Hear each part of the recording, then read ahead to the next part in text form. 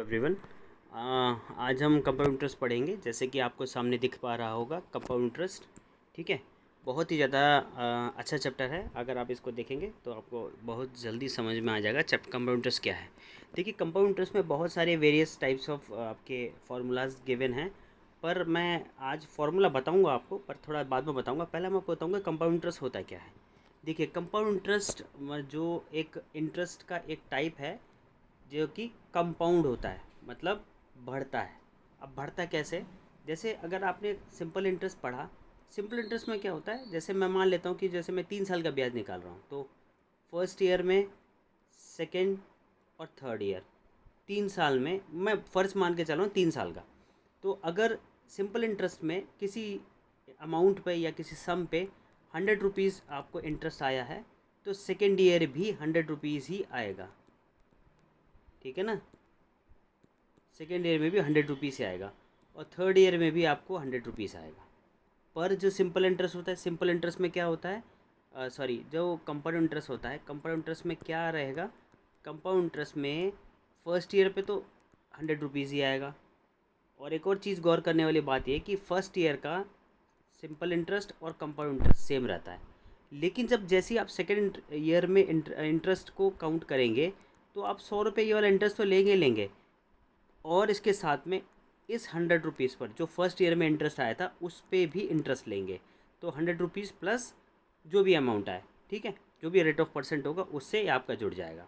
मान लीजिए यहाँ पे 10 रुपये और मिल गया आपको, तो सेकेंड ईयर की इंटरेस्ट कितनी होगी, 110, मतलब 110 रुपये हो गई। और जहाँ फर्स्ट ईयर सिंपल इंटरेस्ट में क्या था कि 100 ही रुपये थे। अब जब थर्ड ईयर में काउंट करेंगे तो देखिए 100 रुपये तो काउंट करेंगे ही करेंगे, लेकिन थर्ड ईयर में फिर ये कितना अमाउंट हुआ, 110 रुपये। तो इस 110 रुपये पर भी इंटरेस्ट आप लेंगे। तो कंपाउंड में क्या होता है कि इंटरेस्ट पे इंटरेस्ट चार्ज कर रहा है आपको, और सिंपल इंटरेस्ट में क्या होता है, खाली एक ही टाइप का इंटरेस्ट, हर साल एक ही टाइप से इंटरेस्ट आपको देना पड़ेगा। तो जनरली जो कंपाउंड इंटरेस्ट होता है और सिंपल इंटरेस्ट होता है वो यही डिफरेंस होता है। अगर आप इसको एक क्वेश्चन से समझेंगे तो आपको ज़्यादा जल्दी समझ में आएगा कि मैं क्या कहने की कोशिश कर रहा हूँ। ठीक है, तो क्वेश्चन देखते हैं आज का।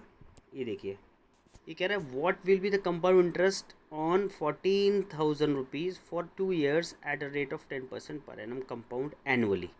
ठीक है, तो यहाँ क्या होता है कि ये जो है ना आपका, देखिए 14,000 है। अभी जो चीज़ मैंने आपको बताई, इस 14,000 में रेट ऑफ इंटरेस्ट कितना है, 10%।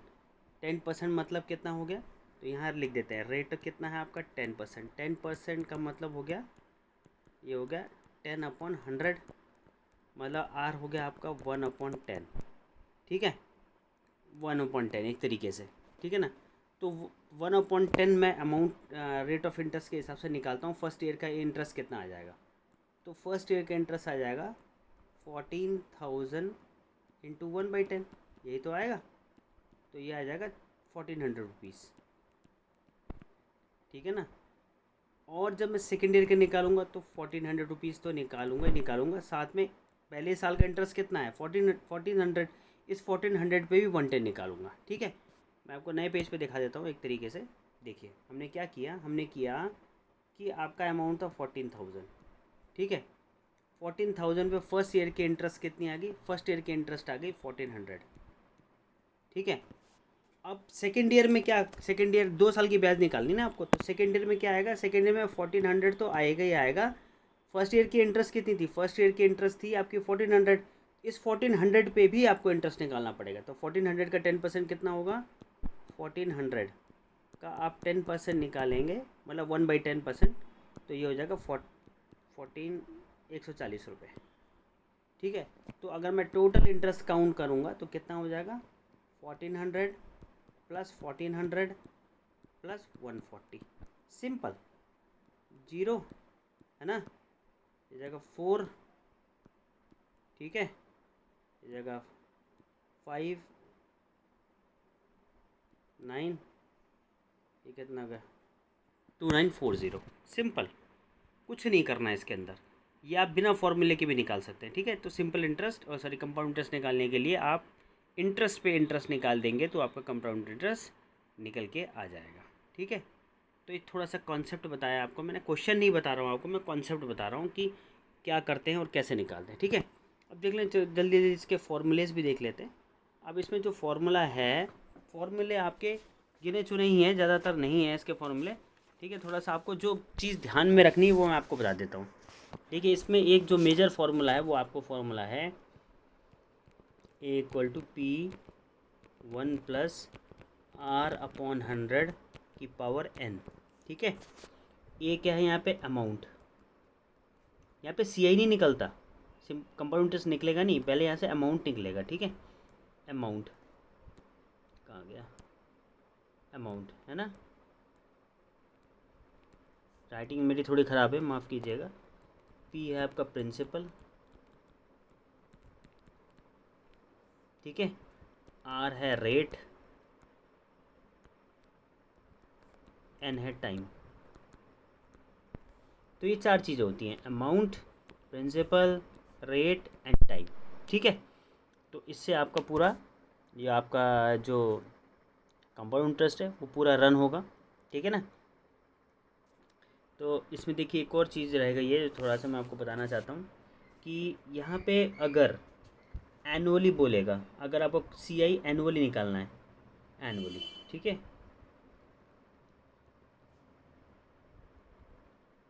एनुअली, तो एनुअली में तो वही रहता है, रेट वही रहेगा आपका, है ना, और टाइम भी वही रहेगा जो गिवन है। लेकिन अगर आपको बोलेगा हाफ ईयरली, हाफ ईयरली मतलब आपको कंपाउंड इंटरेस्ट निकालना हाफ ईयरली, तो यहाँ R जो है वो हाफ हो जाएगा, हाफ ईयरली मतलब हाफ, और टाइम डबल हो जाएगा। अब ऐसा क्यों होगा? हाफ ईयरली में क्या होता है कि जो रेट ऑफ इंटरेस्ट है ना वो हाफ हो जाता है, टाइम डबल होता है, क्योंकि एक साल में कितने हाफ आते हैं? 2 हाफ आते हैं ना, 2 हाफ ईयरली आते हैं, तो इसलिए टाइम डबल हो जाता है। इसलिए उस टाइम को बैलेंस करने के लिए आपको रेट ऑफ इंटरेस्ट भी हाफ करना पड़ता है। ठीक है ना। अब जो क्वार्टरली आएगा, देखिए क्वार्टरली,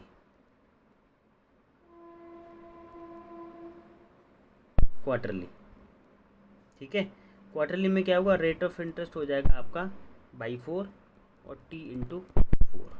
क्वार्टरली मतलब एक क्वार्टर, एक क्वार्टर मतलब 12 महीने होते हैं, 12 महीने में कितने क्वार्टर हो गए? एक क्वार्टर कितना हो गया आपका? 3 महीने का क्वार्टर हो गया, तो 3 4 मतलब 4 क्वार्टर हो गए, तो इसलिए रेट ऑफ इंटरेस्ट /4 हो जाता है। ठीक है, और टाइम हो जाता है आपका 4 टाइम्स। तो ये थोड़ा सा एक चीज़ यह ध्यान रखना आपने। बाकी जो क्वेश्चन का टाइप आएगा उस क्वेश्चन के टाइप से मैं आपको बताता रहूँगा। ठीक है, बाकी जो ध्यान देने वाली चीज़ है वो ये है, ये जो क्वेश्चन बताया मैंने आपको, ये सॉल्व करना सिखाया। आप इस बेस पे आपको कोई फार्मूला याद नहीं रखना, आपको सीधे सीधा आसानी से आप निकाल पाओगे। ये देखिए 14,000 का एक साल का इंटरेस्ट, ये दूसरे साल का इंटरेस्ट।